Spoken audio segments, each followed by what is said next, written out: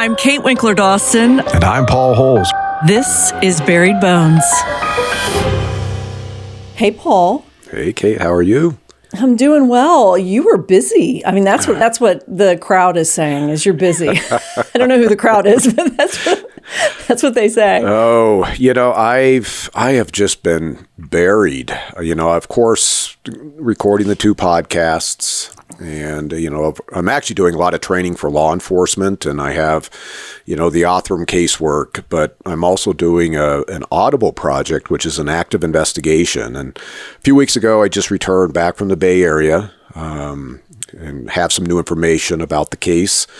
And actually, it's multiple cases, multiple homicides. It's one of my old cases.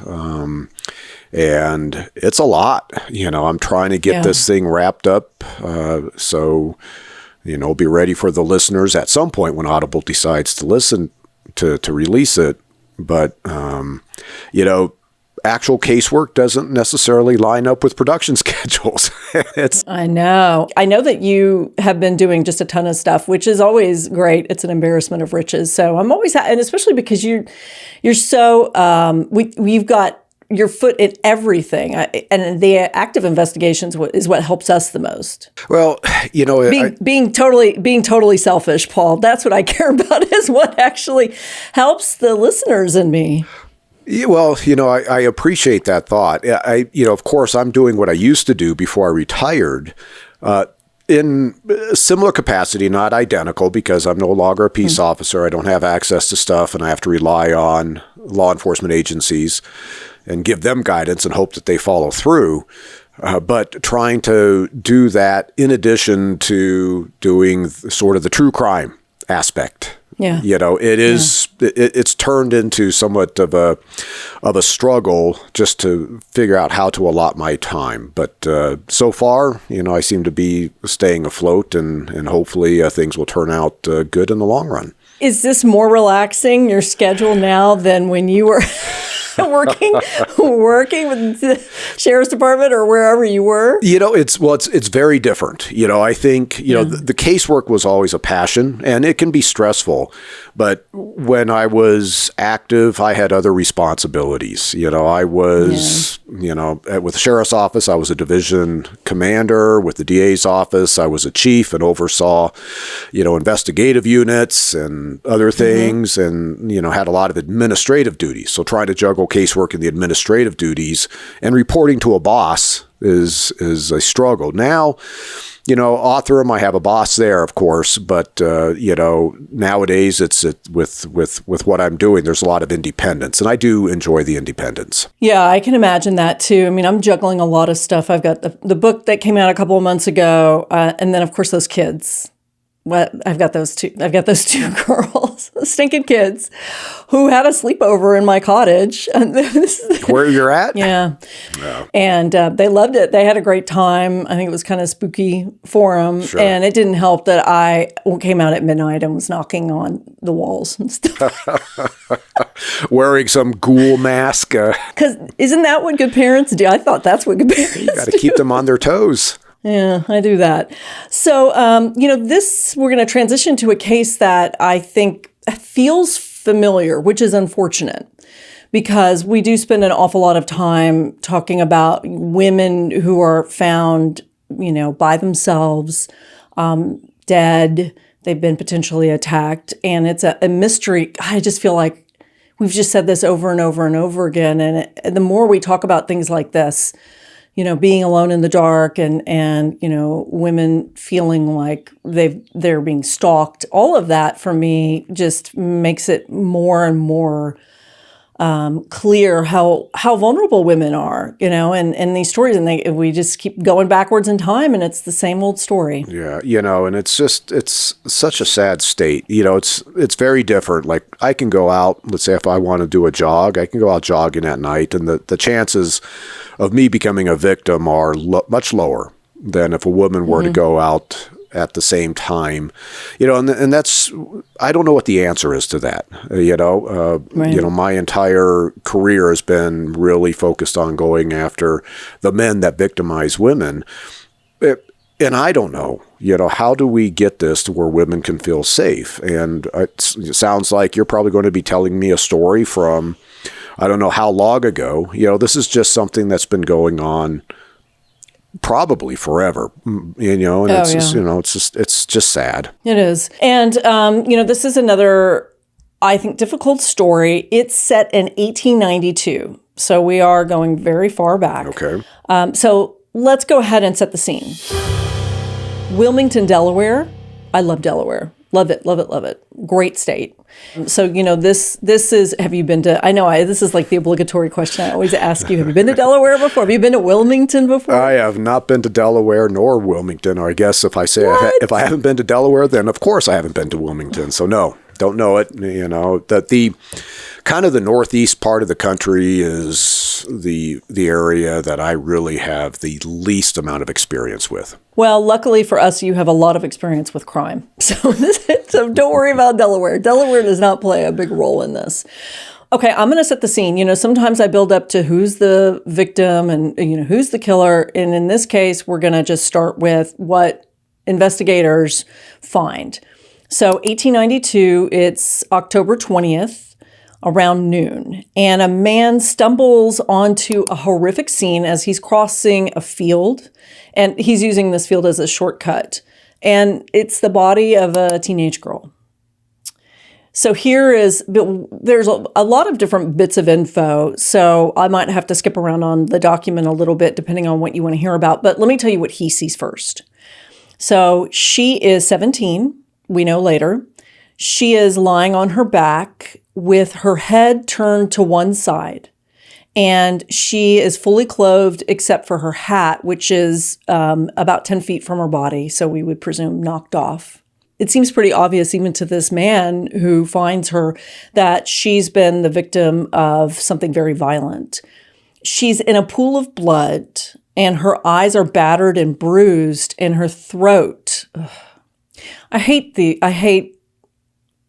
cut across the throat type stories. Her throat is so deeply severed that she's almost decapitated. And there is a razor, which I'm assuming is a straight razor like you would, use in a barber shop. And there is a razor on the ground beside her body. We have talked about the amount of force or the least amount of force you need to almost decapitate somebody. Can a woman do this? Silly things like that. So you tell me where you want to start. This is what we know so far. Okay, so obviously the woman is out in a field, and I want to know a little bit more about, what kind of access out to this field, what kind of field it is. Is she off of a trail, or did somebody, push their way through, some sort of crop, but the razor, that sounds like something that she would not carry herself. So this sounds like something that the offender would have brought to the scene. Mm-hmm. And razors, of course, are, when they're maintained, the straight razors are very, very sharp. And so I've previously discussed, because it's always brought up, you have a throat cut, it's near decapitation. This must show that there's just extreme violence and rage by the offender on the victim. And the reality is that homicidal throat slashings with a sharp-edged weapon through the front of the neck, the soft tissues, the trachea, it almost always looks like it's near decapitation. So that's not surprising that she has such a deep cut to her throat if the razor was in fact used to cut it. You mentioned that she's laying in a pool of blood. And of course, I'd want to see the distribution of this pool of blood. Is it, consistent with her throat being cut while she's laying down, and it's just she bleeds out like that, so she was overpowered ahead of time? Or has she been moved after she starts bleeding? Does she have other bleeding injuries? Does she have defensive injuries? The battered and bruised eyes, if they are in fact indicative that she was receiving blows to the face probably ahead of her throat being cut, this indicates that the offender used force to overpower her, and she may have resisted. So there's some information here that gives me a sense as to what's going on, but of course, the devil's in the details. Yeah, and I think that's true. I don't get a sense that there's blood anywhere else. It seems like it's concentrated under her head, under her throat. Okay. Is this a crime of opportunity where somebody is walking by, he sees this young girl walking through this field, and he says, "This is my opportunity"? That seems unlikely, right? Because he's carrying a razor. It's not like he's carrying a little gun as a personal protection. I mean, this seems like something that's supposed to be threatening.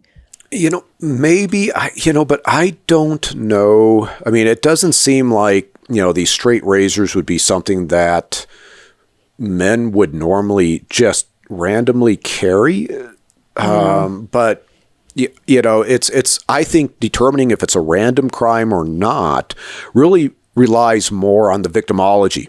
What is her life patterns? Why would she normally be passing through this field? Different details like that. The presence of the razor may indicate that the offender had violence on his mind when he left wherever he left, or maybe he's a barber and this is his tool of trade and he always has one tucked away. That would be a coincidence, wouldn't it? I guess, but you could be right. I guess we'll find out. We do have some suspects, and we'll see what they do for a living, and maybe your barber theory will come through. Okay. And that will make things a lot easier. I don't know if I were a barber. I'm not sure I would use a straight razor, but that would point right to me. Okay, so let me tell you what. I'm going to jump around a little bit. So this is what we hear the coroner says when they end up doing an autopsy. So he says that Katie, her name is Katie Dugan, that Katie had both of her carotid arteries severed. And then this says, as well as her internal and external jugular veins. And that, now this is, an assumption here. The depth of the slash to her neck suggests that the perpetrator was very strong. We just sort of talked about that. Yeah. What do you think about that? Well, the fact that the carotids lay underneath the jugulars. So, of course, just by the fact that both carotids are cut indicates that it's a very deep incision, which is not surprising. Oftentimes with cut throats, if the cut is more geared towards one side or the other, and this sometimes could indicate which hand the offender is holding the weapon in at the time he cuts the throat. But you'll see, the left jugular and the left carotid cut while the other ones are intact on the other side of the neck. With both carotids being cut and both external internal jugulars being cut, this tells me that this throat cut was deep and cut, I wouldn't say necessarily straight across, but cut through the neck on both sides of the neck. And this is where I would not be surprised if it's low enough down on the neck that it possibly went through the trachea. And I've actually seen that as well, where I'm looking down the trachea of somebody who has had their throat cut. This is basically sudden death for Katie. Ugh. As soon as her carotids are cut, her brain is no longer receiving a blood supply. And in essence, within 10 seconds, she's unconscious, and there's nothing that could be done to save her. Well, I'm glad that this happened quickly because it sounds horrific. So I know that this is a gruesome question, and those are the kinds of questions I ask on this show. Do you, as the offender, need to be behind Katie to make this kind of cut, or can you be standing in front of her? I don't think I've ever asked this question before about throats being slashed. It's either. And it's, okay. In terms of the relative position of the offender to the victim at the time that the throat is cut, there can be some indicators. However, there's so many variables that I don't think you can make a definitive statement as to their relative positions just based off of how the throat was cut. Okay. So now let me tell you a little bit about Katie, because we do need to have some victimology here. I think that we do have a coroner's inquest, but I think it's more an inquest where they know it's murder, but they want to discuss more of the circumstances. Because the last detail that the coroner gave us is that she was, the 17-year-old girl, 4 months pregnant. And I'm going to say it one more time. I say this in book talks. I say it all the time. The National Institute of Health says that homicide is the leading cause of death for women who are pregnant and in the postpartum period in America. Leading cause of death is homicide. It is when women are most vulnerable. So, 4 months pregnant, and I will say she is not married and she lives with her parents. Recently, she moved back in with her parents. So 1892, this would have been quite scandalous, and especially because she came from a nice, quote unquote, nice family. So what do we think so far? Obviously, this adds another dimension to Katie's life. Well, immediately, my mind goes to, okay, who is the biological father? What is that relationship? Mm-hmm. Is there any jeopardy that he might be under if it is found out that he has impregnated the 17-year-old teenage girl? Then the other side is she in a relationship with a man who she's got pregnant by, and there's a jealous ex-lover, stalker, somebody that is really upset that she's in this other relationship. So those are going to be kind of two things immediately on my mind.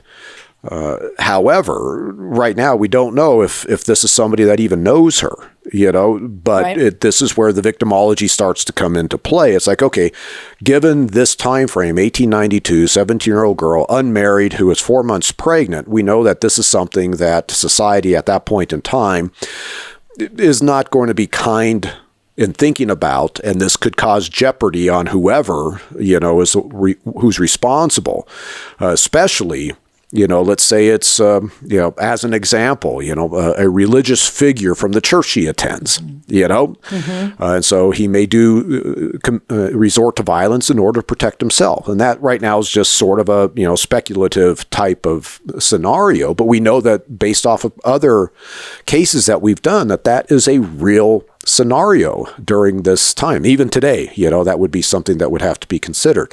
It's always, the victimology ends up sometimes pointing within the victim's own social circles, and you evaluate who's within her social circles that would benefit from her death. Well, her parents say they had no idea that she was pregnant, which, if they're telling the truth, I believe she was 4 months pregnant. Sure. She could have at 4 months covered that up. Yeah. So I'll tell you more about Katie. She had been a domestic worker, live-in domestic worker, and I'll tell you more about that situation later because it's important, I know. Yeah. She moved back in with her parents.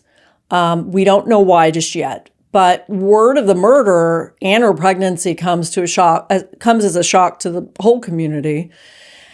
So here's an interesting thing. So the investigators initially, when they look at the scene, they think that whoever killed her put this razor right next to her to make it look like she took her own life.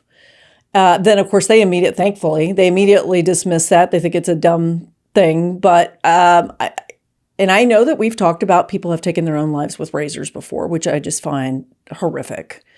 But they immediately say, just based on the cuts, it just doesn't seem like something she could do to herself. But you have had, without being too graphic, even though our audience I know likes graphic, but you've had instances where people really have been able to get do a really deep cut to themselves. On themselves. Yes. Yeah. No, I have a case where an adult male killed himself by cutting his throat. Now, within that case, there was other indicators that he did it to himself. There were hesitation marks. Somebody who is getting ready to cut into themselves oftentimes has to build up the courage, and they do that by dragging the weapon over. Let's say they're going to cut their wrists. You'll often see several very superficial types of either linear abrasions, like it's not even cutting the skin, but it's just superficially damaging the skin, or more superficial cuts before you get the deeper cut that actually is fatal. Same thing with this gentleman with his neck. You could actually see some of the hesitation marks. And he had also other knife play that he had done to himself as he was really mentally struggling. So this is evaluating the totality of the circumstances. But yes, somebody like, as an example with Katie, Could she have cut her own throat with a razor, and could it have been very deep? Absolutely. What argues against her doing this to herself, at least on the surface, is the battered and bruised eyes. Now, could she have been doing something to herself that caused that? Possibly, but that's where it's really kind of digging into what is going on with her. What are her injuries? And what is the totality of everything that's being assessed? Offenders often leave the murder weapon behind. So just the fact that the razor is, sitting next to her does not indicate suicide. This is something that's very common. It could be a gun. It could be a knife. We see that all the time, and it's truly homicide. Right. And, the offender is not thinking fingerprints because fingerprints were not a thing just yet in investigations. Right. So let's get to the coroner's inquest, because I have a question, a technical question. I've never asked you this before. Uh-oh. They hold, no, this will be fine. Don't panic, Paul. Stump the dummy time. No, don't panic. Okay, so the coroner's inquest is held and witnesses are brought in one by one, and they are not allowed to listen to each other's testimonies. Sure. Is that right? Because I've never encountered that little blip. It makes sense. Well, that should be standard. So whether it be a coroner's inquest or actually at trial, you want the witnesses to get up there and testify to what they know and not be influenced by something that they've heard by other witnesses on the stand. So typically, like even I, as whether I was a criminalist or working as a CSI, I was not allowed inside the courtroom, while other witnesses are going on the stand. And then I'd be sitting on the hall. Sometimes I'd be out in the hall for a week, waiting to get on the stand, just the way things played out. And then I would go in and testify. I have no idea what the other witnesses have said. All I can do is talk about what I know and the opinions that I can express. So it sounds like if they are barring these witnesses from coming in, well, that's good. That's what I would expect as being the standard in order to get independence in the testimony from each of these witnesses. Okay. Well, good. I'm glad to hear that from the beginning they're doing things right. They're confirming this is definitely not a suicide, and they're, making sure nobody hears the testimony at this coroner's inquest. So let's continue and see if they let's keep going and see if they continue to do a good job here. Okay. First one on the stand is James Dugan. So this is her father. So James says that as he was leaving, he saw a man lingering near the house. So not inside the house or in front of the house, near the house. And that he didn't recognize this guy. This was a stranger to him, and he didn't think very much of it. So about 8:05, according to her sister, Katie went outside and then she vanished. That was it. And then they found her the next day. Katie had told her sister Lizzie that she'd be back in just a couple of minutes, but she didn't really say to Lizzie, at least, where she went. She didn't come back, and her family assumed that she decided to stay at an aunt's house nearby. Again, this is where we go back to telephones and text messaging, and there's no landlines here even, where you have to make assumptions. And remember the case, I think it was Berkeley or it was San Francisco, where the young girl kind of rides the streetcars and she's coming back from, I think, her uncle's house. She's found just a few blocks away. She was murdered. And they just assumed that she spent the night at the uncle's house because that was something she did. So again, it's like there's such a delay because they didn't have instant communication back then. Sure. And what I'm hearing, Katie is telling her sister, I'm going outside. I'll be back in a few minutes. The fact that she's notifying her sister sounds like this was not a normal thing that she would be doing. So she's just saying, hey, I've got to go do this. I don't know what's, if there's some type of task that she would need to go outside to do, some sort of chore, but is there like a prearranged meeting? That is what I'm starting to think about, especially with Dad seeing some strange man lingering around outside. Again, is, how busy is this neighborhood? Are these like, today's California neighborhoods with a whole bunch of houses that are around, or are these very isolated houses where somebody shouldn't be near the house if they didn't have business at the house. Yeah, and I get the impression that this is kind of just a suburban street. Neighbors, there are other houses around, not isolated, but yeah, that's a good point.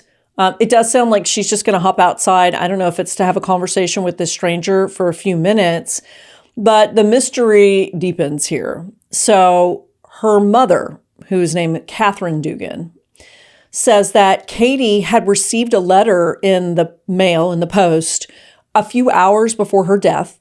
She reads it, she stuffs it into her pocket, and she seems very cheerful. So Lizzie, Katie's sister, said that she kind of looked over her shoulder and she saw the name Jack written on the letter. Okay. Of course, I don't have a copy of the letter, but the police do find the letter in her pocket, and it says, "Meet me on Wednesday night at the same place at the same time." So there you go. Some kind of a rendezvous in some way, and she seems happy, and she's 4 months pregnant. I guess where I'm going in hearing about this is, of course, Jack becomes very interesting in terms of her homicide. Katie's cheerful. Sounds like somebody that, this Jack is somebody that she actually likes and is not scared of. So Jack is somebody that needs to be investigated. And then the other possibility is who did Jack tell that he was going to be meeting Katie? Is that information, has it been broadcast to where now somebody who wants to take advantage of Katie being isolated and now knows that Katie's going to be traveling to a certain location alone can intercept Katie before catching up to Jack? And I'm assuming Jack is well and he's not dead somewhere else in a different part of the Wilmington, Delaware area. Right. Yes, you can trust me on that. Well, I don't know. You have not established trust over the course of our episodes. You think I'm an unreliable source, I think, at this point. Well, it wouldn't be fun if I were always reliable, Paul Holes. Okay. So here's the thing that is interesting to me. This is a very familiar story, and I know that I interviewed for my book, The Sinner's All Bow, but this mirrors what happened to the main character in my book, Sarah Cornell. She's pregnant, and in Sarah's case, she had been making demands of the father of the baby. She left the house. She was really cheerful. There is a letter that says, "Meet me at this location." It is unsigned. She goes, and the next day she is found dead, hanging from a haystack pole. That's right. So I don't know if that's the case here.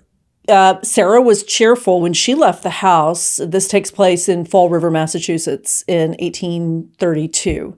She was cheerful because it sounded like from a letter that one of the women at the house had read that the father was saying, "I'll take care of it. Don't worry about it. I'll take care of everything. Bring the letter with you, all the letters that I've written with you, and we'll burn them. And I will take care of child support." So I don't know if it's cheerful because Katie likes this man, or if some kind of, agreement was made, and this is just somebody who, she ended up having an affair with, or I don't know yet, but it felt very familiar when I was reading this. Well, I think, taking the circumstances in Sarah's case into consideration. So reading into Katie's cheerfulness of receiving this letter from Jack, either, as I mentioned before, she likes Jack, and it's like he's willing to meet with her after hours. She's excited about it. This is a romance, and she's concerned about whether or not it's going to continue. And it seems to be reaffirmed when she receives this letter. Mm-hmm. Or maybe it's like in Sarah's case, to where now whatever problems were going on in Katie's life, this letter is something that is going to alleviate some of those problems. And that's could be the reason for her to be cheerful. So, right now, maybe initially I read too much into the possibility, okay, Jack is somebody that he's the father of the baby and she wants to have a romantic relationship. That could be the case. Or maybe there's something else going on that would cause Katie to be, in this cheerful mood after receiving the letter. Right. Well, let's continue because now we have more witnesses who may or may not be reliable. We'll see. There is somebody named James Riley who they describe as a boy, which I have to think is, 14 or under. Okay. He said he saw Katie with a man that night. The man had one arm around Katie and the other one in his coat pocket. I would not hope on the razor. I mean, that just seems odd, but who knows? I don't know. So that's one witness. Another witness, actually two more witnesses. So a guy named Edward McGorrick and Thomas Connell say that they saw Katie with a man that night. Also, they don't know who this person is. This was not someone they were familiar with. But based on their description, they say that he is clean shaven and he has a light complexion.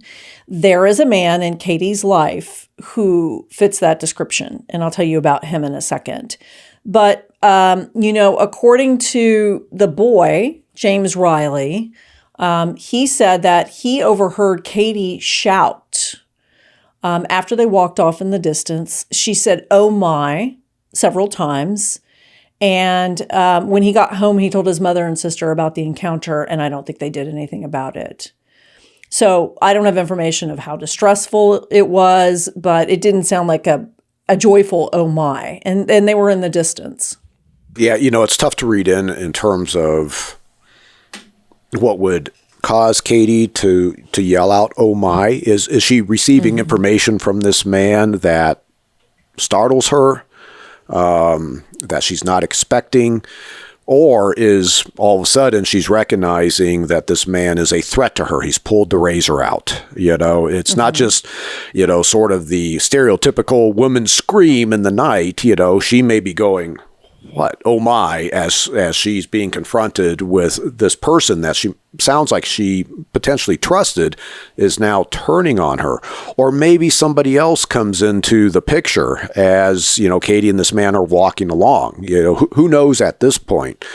Going back, with what Edward and Thomas are saying, clean shaven man, light complected. This is probably half of New England. Yeah, true. So no, when Edward and Thomas are saying that they're seeing Katie with this man, he's clean shaven, light complected, and you said that there was one person in her life that matched that description. Maybe I'm kind of reading you a little bit, but now I go back to her work as a domestic worker, and I go, well, who was she working for? Yes, and I like that very suspicious look on your face. This is the strength of doing video. I can see it, and so can viewers. Okay, let me tell you about this guy. So investigators obviously looking at her social circle. They looked at the family. So this matches the description, this light complexion, and clean shaven, which, as I said, is probably half of New England, matches the description of a young man named Richard Riley. Not Jack, Richard Riley. Of course, Jack. Who knows how he made up a name. So his name is Richard Riley. He was known to be friendly with Katie. It does not sound like they were dating, but they flirted a lot. Okay. And I don't know if this is the beginning of courting her. He says, "I am clueless about this pregnancy." I think he was shocked, and investigators said he looked shocked.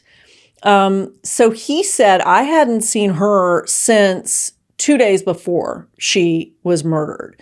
Well, so if we assume maybe she was murdered Wednesday night, he said he saw her on Tuesday. Okay. That they had seen each other and they made plans for that Sunday, and that was it. He said that he had not heard about the murder until several hours after the body was discovered. And he was ironically at the barber shop, and he found out about this. So investigators were alarmed enough about him that they had him testify for more than an hour at the coroner's jury. So, I mean, I know that's not a lot of information, but what do you think about what he said? He said, I saw her the day before. We were friends. They were not known to be dating or sleeping together. Well, there's, right now it's wide open. He may be telling the truth. He could be absolutely lying. This is pretty typical. If he's the one that's responsible for Katie's death, of course he's going to try to put distance from him and Katie from the last time they were seen together. And for him to be able to make that statement, he must have some confidence. If he's the actual killer, he must have some confidence that he was able to meet up with Katie and there were no witnesses. But I need to know more, like how old is Richard Riley? What is how did they know each other? That's kind of a curiosity, if you will. They just say young man, Paul. And if he were probably in his 20s, I think they would have mentioned it. So it must have been someone who maybe was a few years older than Katie. Regardless, I think I got the impression that her father knew him or had seen him. So if we're going off of this theory that other witnesses say there's a man walking with her, he's got his arm around her, I think that James would have thought that the man who was sort of loitering in their area, I think he would have known that this is Richard Riley. I'm not 100% sure, though. Okay, so I'm going to assume that Richard Riley is somewhat within Katie's dateable age range. Yes. That would be acceptable by society at the time. Yes. Of course, him being at a barbershop, there's a little bit of a concern about that, considering it sounds like she was killed with a straight razor that would likely be found at a barbershop. Digging into Richard Riley, I'd want to know, if he had impregnated Katie, how does that impact him negatively? And would this be something, as an example, maybe he has a certain social status. Does that social status get corrupted, if you will, by having this 17-year-old teenage girl being pregnant by him? Would his parents have concern? Does his dad have a concern about this? And could dad be, interceding in his son's life and protecting, his son's future by taking out Katie? There's different things that I'd be looking at in terms of Richard Riley. But right now, he's just somebody in Katie's social circle, and he's denying. And so we'll see where the clues go. I think one thing that investigators found intriguing was apparently what Richard wore to an event that I'm going to tell you about in a second was quickly laundered after, Katie's murder, like that same day, most likely. He says, calm down. I dropped coconut cake on this. And I wanted to watch, I know, not the hardest evidence in the world. I thought you were flirting with me somehow. You're calling me coconut cake? What is going on? He ate coconut cake, Paul. Got it. And which is messy. I don't know if you've had a coconut cake, piece of coconut. They're delicious. I do not like coconut. You don't? No, I had a bad episode with coconut cake when I was young, to the point where I threw it up, and I won't eat coconut cake ever again. Oh, no. Are you serious? Yes. You can't let childhood trauma come back like that, Paul. You have to try again, I think. We make on Easter, okay, this is such a diversion, but we make on Easter a bunny cake. I mean, it's the shape of a bunny. Yep. And it's adorable. And it's got kind of whipped cream. Sometimes we do like a cream cheese icing, and then we put coconut on it. And then we dye it pink and all different kinds of colors. I think if I sent you maybe an ear in the mail, would that be creepy? Send you an ear in the mail of this bunny. I think you'd have to keep an open mind, but I mean, coconut seems very innocuous. I was scared by a mushroom as a child, and I can't eat mushrooms, so I get it. I'm not going to make fun of you anymore. Okay, don't point fingers then. Well, anyway, the police think this is the stupidest thing ever, but he said, what can I tell you? I was messy that night, and I wanted to get that stuff off of me. So let me get to the alibi, though. Investigators kind of finally take their eyes off of Richard Riley because he had been very busy that night. So remember, Katie left with this mystery man, according to witnesses, a little after 8 o'clock. And Richard was at the some kind of like a fun fair at the Sacred Heart Church, which is a local church, until about 10:45. People saw him there. He was, having a great time. He was very social. And he's got witnesses who say that. Then after he left the fair, he was home by about 11 o'clock. So, and I don't know, this is his family that is saying he's home, but the witnesses who said they saw a man with Katie that night with his arm around her say, when they see Richard, they say this is not the same guy at all. So the pale-faced, clean-shaven man is still a mystery for us. Sure. And I guess one of the things I don't know is how far away is Katie's body from her house? How long would it roughly take to get to that location? Yeah, and I don't get the impression it's very far, but, it's walkable. Like it would have been an evening stroll, I believe. Okay. Because, and I'll tell you, I do know that. So the boy sees Katie, and it's not far from her house at all. She's with this man, and then he says they walk off in a distance, but it's close enough to him where he can hear the oh my screams. So I don't think this is very far from her house. Got it. A few blocks maybe at most. Yeah, I think so. Okay. All of this being said, witnesses on the stand, her parents, her sister, this kid, this young man, Richard Riley, the coroner's jury says we don't have a conclusion.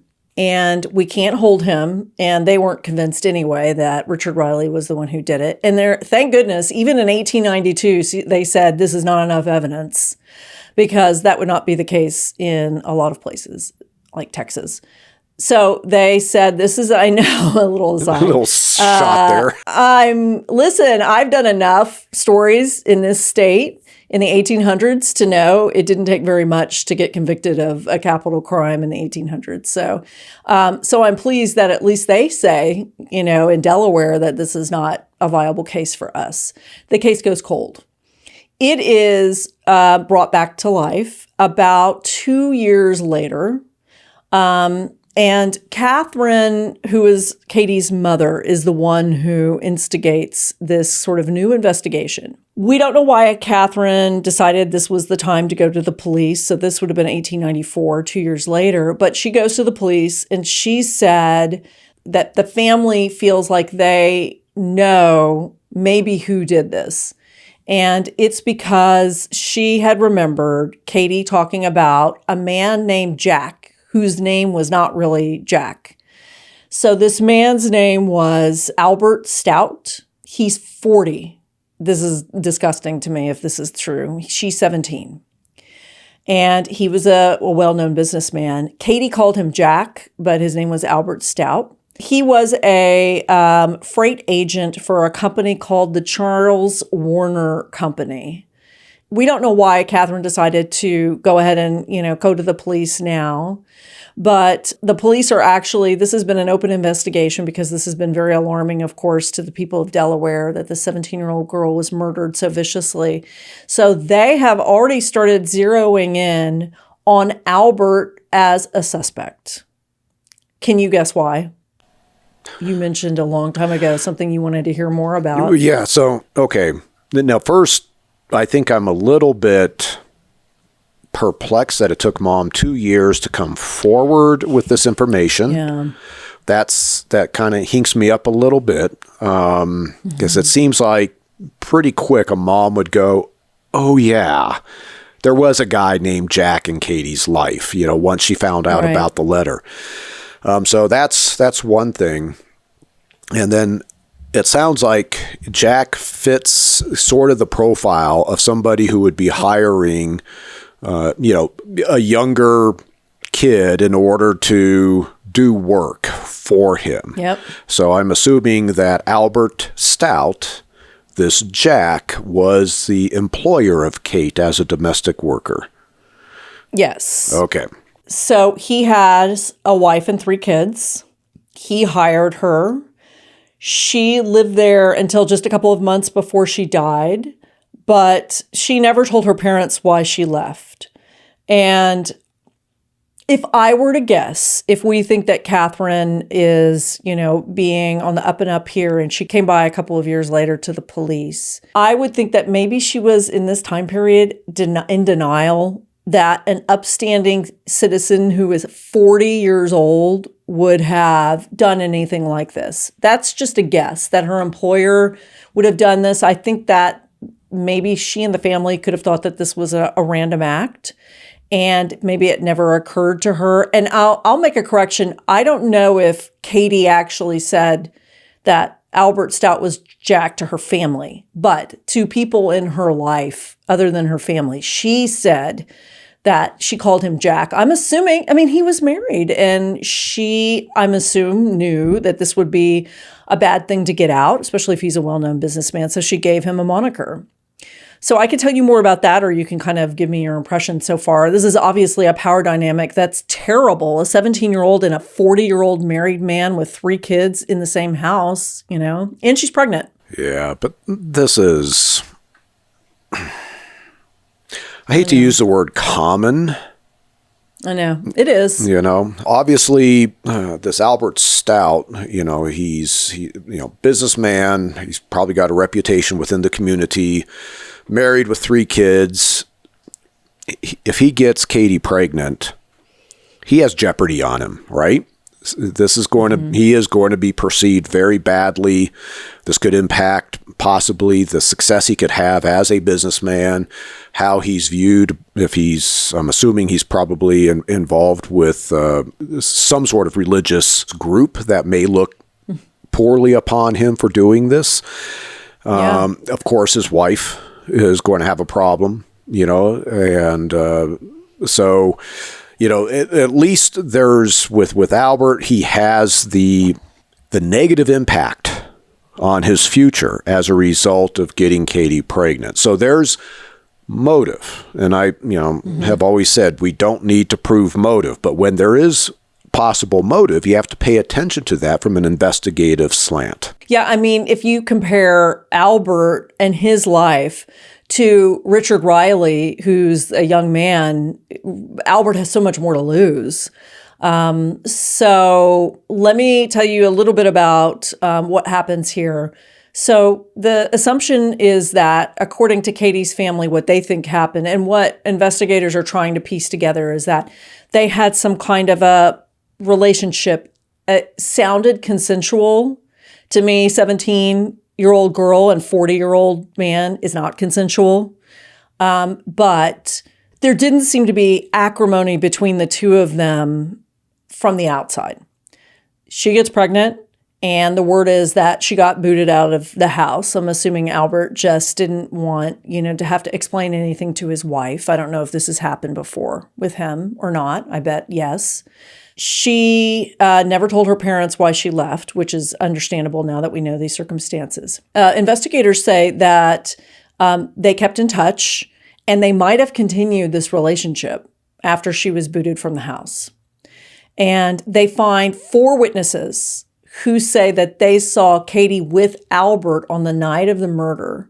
And I don't know why they can definitively say this is Albert Stout. And I don't know where they were 2 years ago. I mean, this was widely publicized and they didn't come forward. So I look at this a little bit with a jaundiced eye, because from my book, from The Sinners All Bow, we had, the defense and the prosecutor out there with just operatives trying to find witnesses. And I don't know if I trust any of them. Regardless, they say, these witnesses said that they remember seeing Katie that night where she's with this man crying and arguing with Albert. And they said that they looked like Albert and Katie were heading directly to that field where her body was discovered hours later. And then I have some more forensic evidence, 1892 style, such as it is. Okay, so these 4 witnesses, are they being interviewed during the original investigation or 2 years later? Nope, 2 years later. That's what I mean. Okay. I don't know why. Where were you in 1892? Yeah. So yeah, you brought up the concerns about the veracity of the accuracy of these types of witnesses that come forward. After 2 years, are they being influenced in one way or another? It does give me a little bit of pause about how much how reliable these statements are from these 4 witnesses. Again, it would be evaluating, do these 4 witnesses know each other? Is there some sort of common connection between these 4 witnesses? Could they have kind of collaborated on a story, or have been told by an individual, this is what you saw that night? However, in terms of sort of the dynamics of this case, Albert Stout kind of fits the profile of who Katie's killer is. So, there's churn with Albert. just because of the jeopardy he would have having impregnated Katie. He is somebody that, sort of like you brought up Sarah's case earlier, Katie would be cheerful to hear from Albert/Jack, right? Yeah. And either because she still has some sort of, romantic ideations, or maybe she's thinking, okay, well, I'm on my own, but he's going to financially support me as I have this baby or whatever else, whatever the reason she's cheerful for. But he is kind of checking the boxes much more so than the young Richard Riley. Yeah, or a stranger, again, with a razor. I'm not sure a stranger is going to be carrying around a razor as a crime of opportunity. But yeah, I mean, and she's, many people have seen her with this man. So there are a couple of things, again, the parallels between this and my book are kind of incredible. There is a handwriting expert who analyzes the note found in Katie's pocket, the one that says, "Meet me on Wednesday night at the same place and same time," compares it with Albert Stout's writing and says that this is a total match. I had to hire my own handwriting expert now to look, and it was so interesting to see the comparison between the suspect in my case and the letters. So in my case, Sarah Cornell decided to copy one of the anonymous letters and send it to her sister, word for word. And I sent it to this handwriting expert. And then I gave her the letter, the actual letter that was the anonymous letter, because Sarah kept that one, even though he told her to burn it. She was very smart. So she said, I don't know if I've ever had a case where I could look at the victim and look at the anonymous letter, and it's the exact same wording. She copied it over, and to be able to compare how she would have written it versus how it was actually written. And of course, it excluded Sarah. So, I don't know about 1892. I have a lot more confidence in my 2024 handwriting expert, but it's kind of the same practice. What do you think about that? Handwriting comparisons, when there's sufficient exemplars present in order to say this is the known spectrum of handwriting characteristics from this one individual, and now you have that broad set of exemplars and are comparing it to, let's say, a letter from Jack, then yes, you can start to see maybe some differences that you don't see in the exemplars. And there's a lot more that they can be taking a look at. And of course, today, forensically, in terms of comparing the inks, the paper, indented writing, there's all sorts of things that document examiners can go after. It's a comparative science, and we know that there's issues with comparative sciences, but most certainly, when there are significant differences, then yes, they can form an opinion.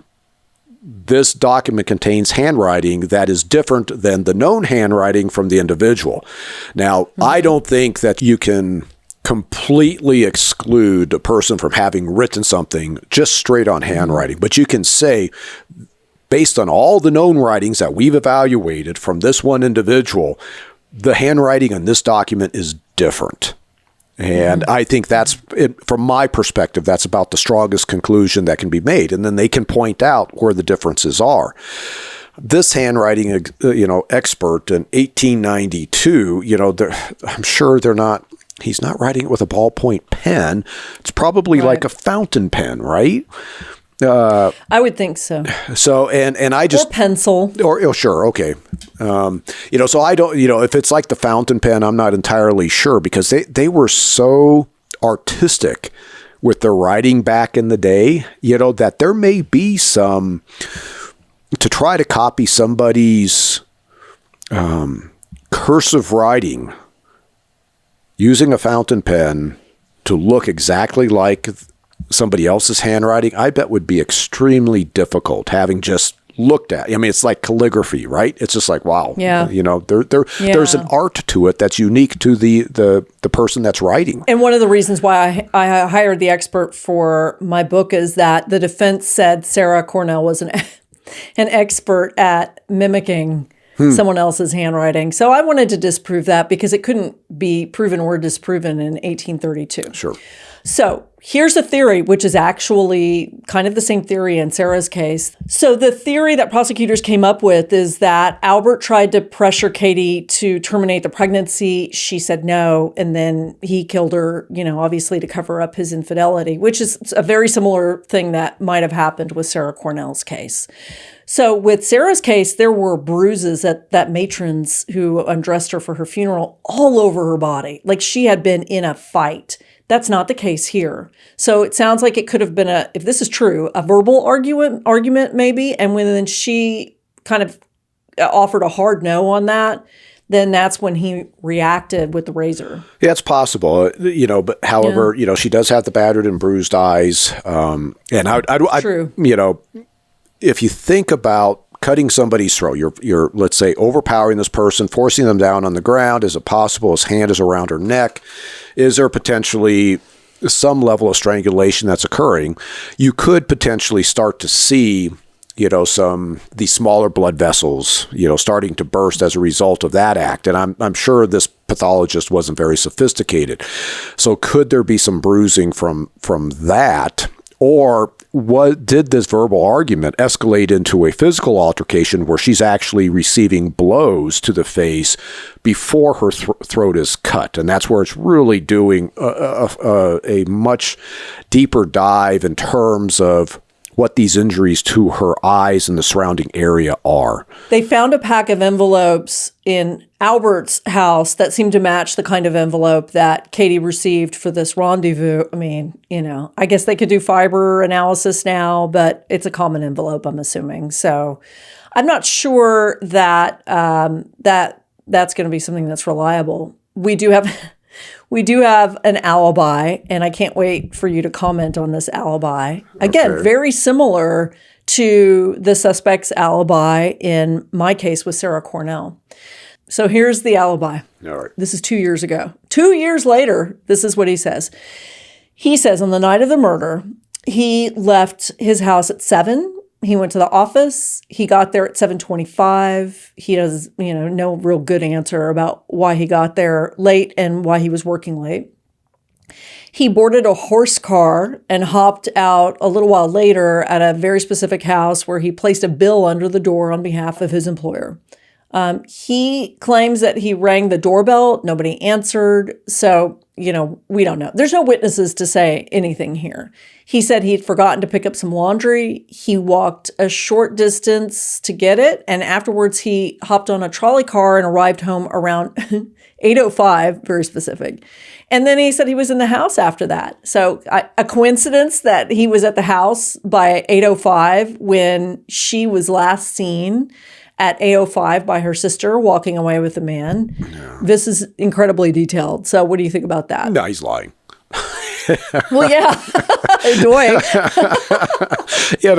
Come on. 2 years later. Yeah, 2 years later, basically he's just, any good interviewer is just going to hammer him on this. I would think most certainly, let's say he's innocent, and he finds out that this teenage girl that he had sex with and impregnated had been murdered. Most certainly that would be an event that would kind of stick in his memory banks after 2 years. But the night before, or the night of her, before her body's found, for him to remember down to the minute on what he is doing, and the number of things he was doing in this very brief period of time in which Katie is going to go out and meet with this Jack, which that's what she called him, that it's so obvious that he has come up with something to try to show that he just could not have physically been with Katie at the time she was killed. Yeah, and in essence, this is like just a beacon flashing to law enforcement going, oh, he would have no reason to lie about this if he's innocent. There's no way he would remember it. I mean, the proper response would be, are you kidding me? 2 years later, and you want me to kind of figure out what I did that night? There's just no way. Yep. And it gets worse because he had another domestic worker working that night, and she testified, and she said he got in at 9:00. And she knows because the clock in the study struck 9. So she knew he came in at 9. And Katie was seen with that man at 8:05, which is plenty of time. And I'm assuming investigators looked, and there would be plenty of time for all that. So here's the conclusion. There are about a dozen witnesses that testify. And, this to me seems like a compelling case. Now, what do you think the grand jury is going to say here? Based on your, account of the evidence, what do you think? Is there enough legally to at least have a trial for this guy, or is there enough to convict him? Well, per the expected standards of today, no. What you really have is you have the letter, and you have it signed Jack. Katie goes out supposedly to meet with Jack. However, you can't necessarily, I think you have the handwriting analysis that says this handwriting is consistent with Albert's. But 2 years later, you have absolutely no physical evidence that they could go after. They can't prove who's the father of the child, right? Today we could. They can't prove Albert is present at the crime scene. Is there contact DNA present? Things that we could potentially look at. Or is there any of his clothing that maybe he stepped in some of this blood that was spilled? Right. Is this razor got his bloody fingerprints on it, or latent prints, or his DNA on it? They have none of that. Is there something under her nails that maybe they'd be able to pull? Did she fight back in any way like that? I mean, she's been punched. I don't know if she's just going to sit there and take that. Who knows? Yeah. So today, there's a lot of things that we potentially would expect to at least pursue. And some of those things would show that, yes, Albert's presence at the crime scene is there. What they're working with is very indirect. It's really weak circumstantial. So,